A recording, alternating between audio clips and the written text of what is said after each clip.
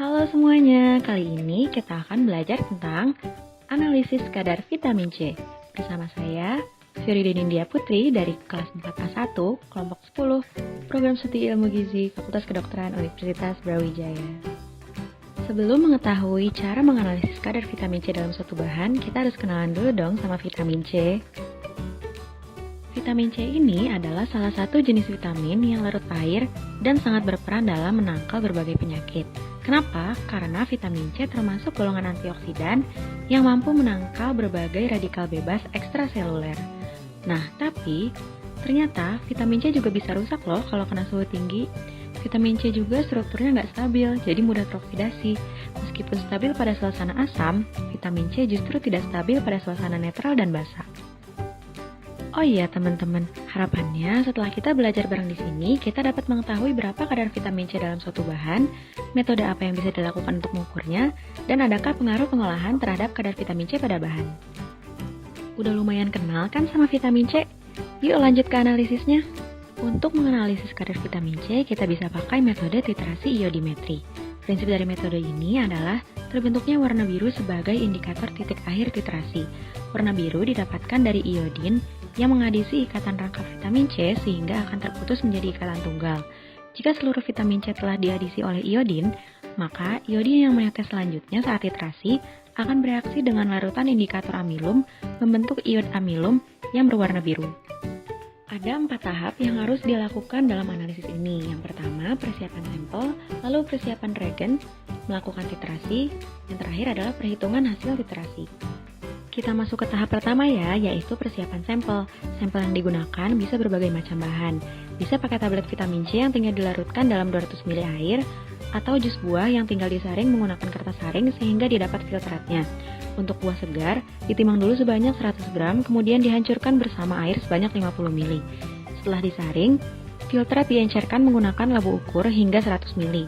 Bisa juga menggunakan minuman kemasan bubuk yang dilarutkan dalam 200 ml air. Oke, lanjut ke tahap selanjutnya, persiapan reagen. Reagen pertama yang dibuat adalah 1% amilum.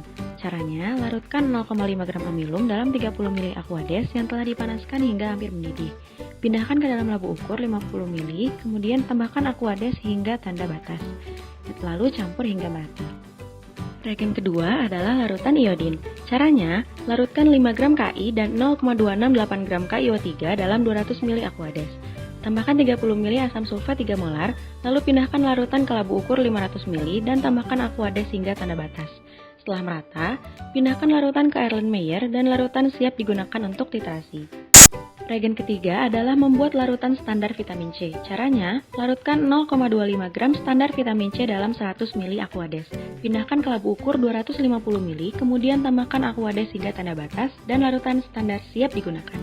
Terakhir, kita membuat standardizing solution. Caranya, masukkan 25 ml larutan standar vitamin C ke dalam Erlenmeyer 150 ml dan tambahkan 1 ml amilum 1%.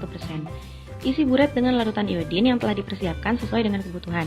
Dan jangan lupa catat volume awal. Lakukan titrasi pada sampel hingga mencapai titik akhir titrasi atau terbentuk warna biru atau ungu kehitaman. Ulangi titrasi minimal 2 kali supaya hasilnya lebih akurat. Yuk, sekarang kita lanjutin ke titrasi. Caranya sama kok dengan membuat standardizing solution. Pertama, masukkan 25 ml sampel cair yang telah dipersiapkan ke dalam Erlenmeyer 250 ml, lalu tambahkan 1 ml amilum 1%. Lakukan titrasi dengan larutan iodin hingga mencapai titik akhir titrasi atau terbentuk warna biru atau ungu kehitaman. Ulangi titrasi minimal 2 kali supaya hasilnya lebih akurat ya. Wah, sudah masuk ke tahap terakhir nih. Siapkan kertas dan kalkulatornya ya teman-teman kalau perlu. Jangan pusing dulu. Cara menghitungnya gampang kok. Kita hitung dulu volume rata-rata larutan iodium yang digunakan untuk titrasi menggunakan rumus ini. Barulah kita lakukan perhitungan titrasi pada standar dengan rumus berikut untuk mendapat kadar vitamin C dalam sampel. Oh iya teman-teman, bisa di-pause ya videonya kalau mau mencatat rumusnya. Yeay, belajar kita udah selesai. Ternyata gampang ya analisis kadar vitamin C dalam suatu bahan pakai metode titrasi iodimetri. Kalau gitu, jangan lupa di-like dulu ya video ini, share ke teman-teman yang lain, dan subscribe channel ini. Oh iya, kalau masih ada yang mau ditanyakan, langsung aja ya diketik di kolom komentar.